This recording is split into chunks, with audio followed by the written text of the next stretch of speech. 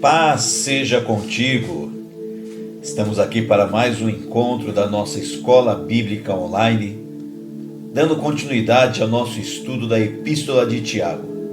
E hoje nós vamos iniciar o nosso estudo do capítulo 4. Na aula anterior encerramos o capítulo 3 e hoje iniciamos o estudo do capítulo 4 da Epístola de Tiago. Mas antes de nós iniciarmos a nossa aula e antes de nós orarmos, quero pedir a você que, se você ainda não se inscreveu, se inscreva no nosso canal, ative o sininho para que você receba notificação todas as vezes em que nós postarmos um novo vídeo, e também dá o seu joinha, faz o seu comentário, porque quando você faz isso, você ajuda o canal a crescer e você faz com que esse estudo bíblico chegue a muitas outras pessoas, tá ok? Então vai lá, se inscreva, dá o seu joinha, ativa o sininho, faz o seu comentário.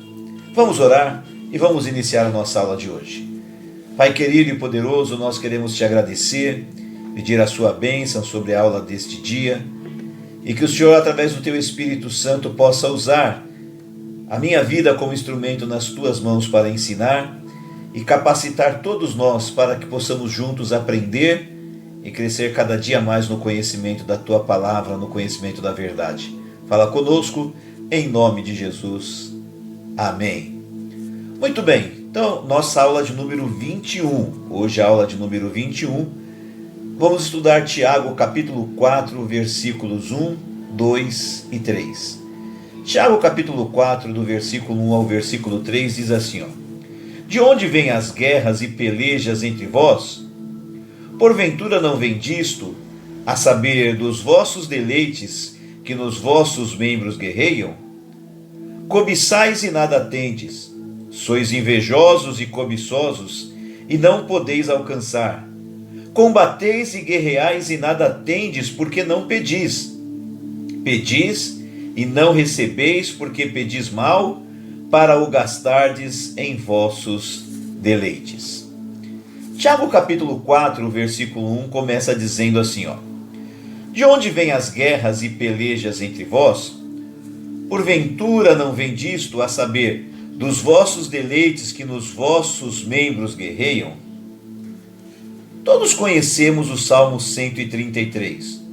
O Salmo 133 que diz ser bom e agradável que os irmãos vivam em união. E nós conhecemos também a oração de Jesus que está lá em João capítulo 17, nos versículos 20 e 21, onde Jesus faz uma oração pedindo ao Pai que nós sejamos um, ou seja, que vivamos em unidade. No entanto, desentendimentos e discórdias, e até inimizades regadas pela raiva, pela ira, pelo ressentimento, pela falta de perdão, pelo desejo de vingança, passeiam com regularidade no meio da igreja entre os cristãos. E a pergunta é, por quê? Se o desejo de Deus é que haja unidade, que a gente viva em união, viver em união é bom, é agradável, então por que que essas coisas tão ruins, elas passeiam com regularidade no meio da igreja? Por quê? Veja que a pergunta do Tiago é clara, direta e objetiva. Tiago diz assim: de onde vêm as guerras e as pelejas entre vós? E a resposta do Tiago é ainda mais clara. Ele diz assim na resposta: dos vossos deleites que nos vossos membros guerreiam. Frequentemente, nós procuramos a causa das brigas em circunstâncias externas ou exteriores, mas na verdade, nossos desejos interiores, como inveja, orgulho e egoísmo, dentre outros, são a verdadeira origem dos desentendimentos. Vale lembrar que são a inveja, o orgulho e o egoísmo que nos levam a fazer acepção de pessoas. Lembra que nós estudamos lá no capítulo 2? E também a falar mal, a maldizer e amaldiçoar pessoas que são feitas à imagem de Deus, assunto que nós estudamos no capítulo 3. Veja o que Tiago diz no capítulo 4, no versículo 2. Tiago diz assim: cobiçai e nada tendes, sois invejosos e cobiçosos, e não podeis alcançar. Combateis e guerreais e nada tendes, porque não pedis. Na tradução da linguagem de hoje, a gente consegue entender um pouquinho melhor. Então ouça com atenção. Esse mesmo versículo, Tiago 4,2, na linguagem de hoje é assim: vocês querem muitas coisas, mas como não podem tê-las, estão prontos até para matar a fim de consegui-las. Vocês as desejam ardentemente, mas como não conseguem possuí-las, brigam e lutam, não conseguem o que querem, porque não pedem a Deus. Vemos muitas pessoas tentando prejudicar outras para conseguirem um cargo, uma posição de destaque, para alcançar um objetivo tanto dentro quanto fora da igreja.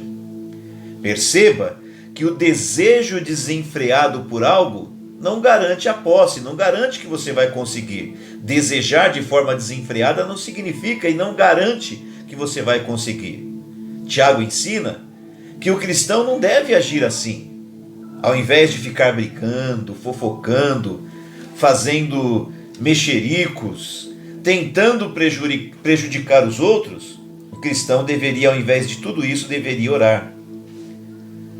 Ele disse: nada tendes porque não pedis, não conseguem o que querem porque não pedem a Deus. Lá em Mateus capítulo 7, versículo 7, Jesus disse: pedi e dar-se-vos-á. Jesus promete dar àqueles que pedem, àqueles que oram, e não àqueles que brigam para ter. A petição do lascivo, a petição do assassino e contencioso não é reconhecida por Deus como oração. Se realmente orássemos, não haveria guerras, não haveria brigas. Mas alguém poderia dizer: eu oro, eu peço e não recebo, eu peço e Deus não faz, eu peço e Deus não dá. Então Tiago diz no capítulo 4, no versículo 3: pedis e não recebeis, porque pedis mal para o gastardes em vossos deleites.